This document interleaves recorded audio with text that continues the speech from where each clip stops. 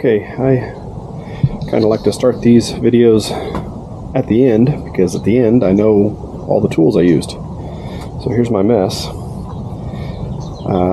Here's what I kind of sorted out as the tools I actually used. Allen wrench set, just for this speed sensor. Screwdriver, pliers, normal stuff, hammer. I got a 19, 21, and a 22 on the big wrenches. Adjustable wrench, couple extensions, and I believe that's a 15 millimeter. That was for doing the axle bolts way down in there. Obviously don't need the power ratchet if you want to do everything manual, or use a impact, whatever you got. I got 21, 20, oh, well, no, that's 21. What's that? 1 inch. That's 7/8. 19, 18. Pry bar. That's for getting the axle, the bearing, wheel bearing, kind of prying on that a little bit. And then this is 1 3/8 inches for the axle nut, and just my big ass socket wrench set. But I imagine if you have a big impact wrench, you can do it with that. As far as specialty tools, you will need torsion bar removal tool to remove that torsion bar to get all the pressure off of that, and you also need the ball joint press.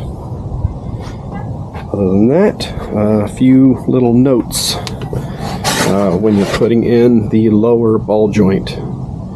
Orient it so that the greasert is over this way or out this way, just because that's the only way. If you have it angled forward or backward, you'll never be able to grease it. So make sure it's pointing out this way or out that way, so the axle's not in the way. You'll see later in the video that the easier way is to put this bracket on first and then bring all the stuff over. Problem is this will end up underneath that, and you can't have that because that will be just riding up against here, and that would probably rub through. Other than that, I'm in California, so I didn't deal with rust, so obviously I'm not fighting any rust bolts.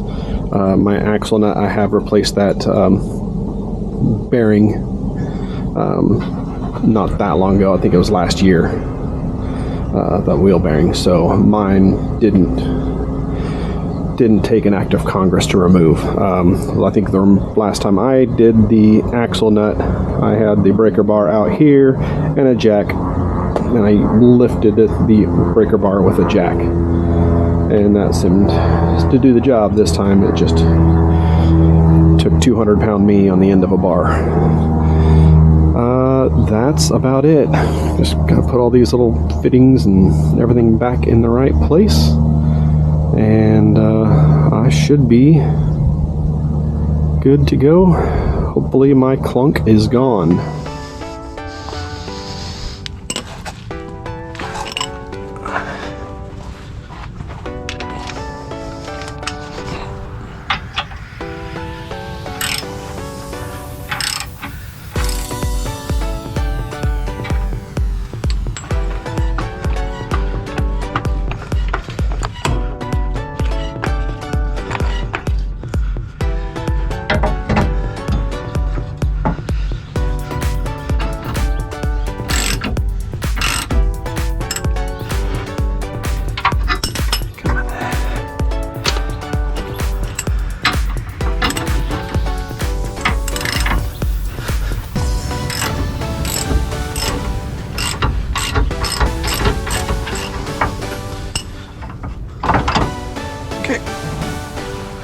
Curious what that is. That is remnants from all the catalytic converters getting stolen.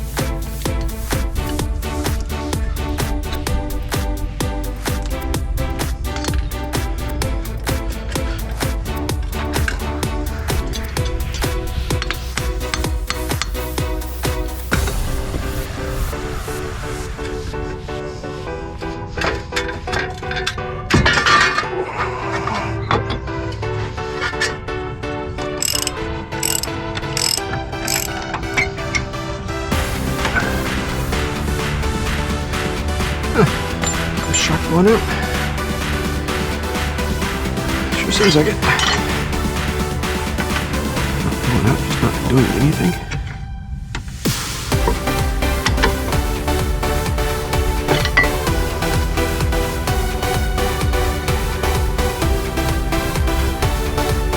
Appear to be not doing anything. Well, put that on my list. Not for today.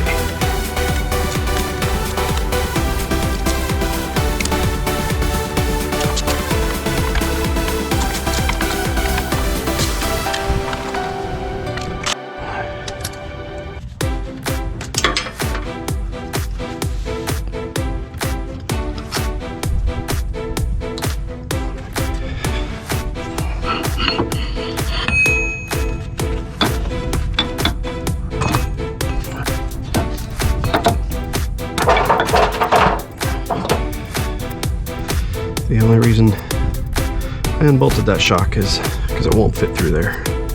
It might, but it's just easier to take that bolt out and move that shock over a little bit.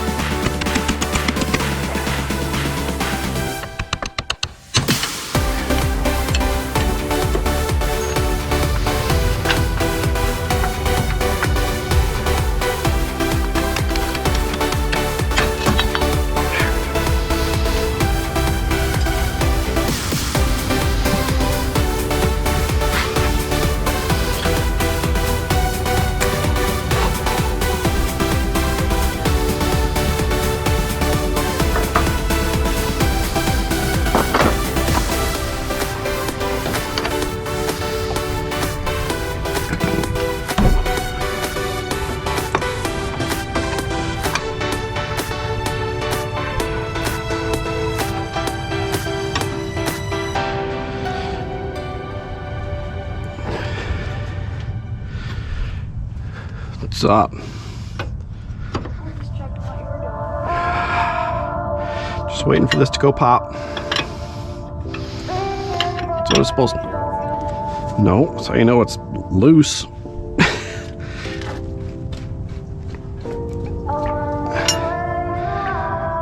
Whew, that one's in there.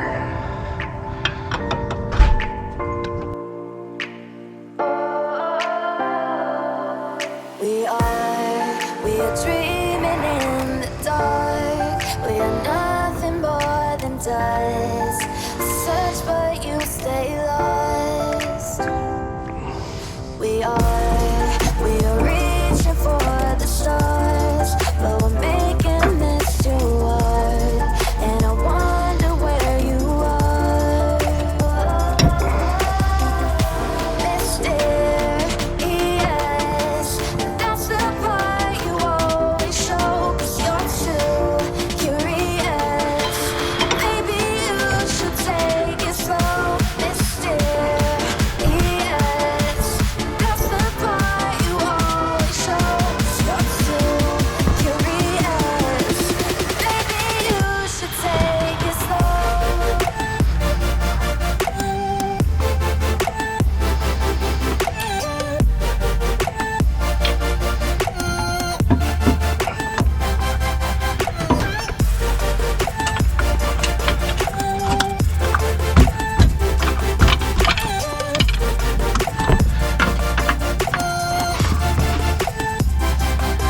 We're dreaming in the dark. We are nothing more than dust. You search but you stay lost. We are reaching for the stars. We're making this too hard. And I wonder where you are.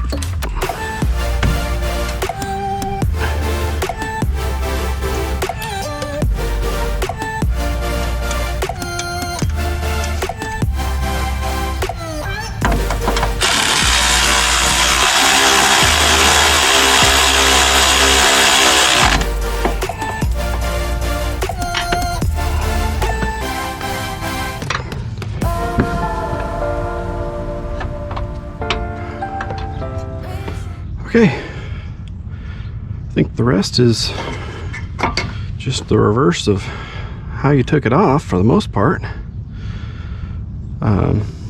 Everything should go right back in place. So we got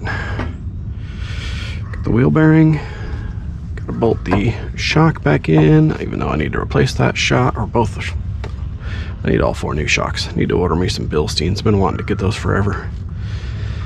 Put the brakes back on, and then retighten the torsion bar. Oh, axle is like hanging down here. So axle, wheel bearing, shock, brakes, retighten torsion bar. If there are any special notes I come up with along the way, I'll let you know, but otherwise it's just the reverse of taking it off.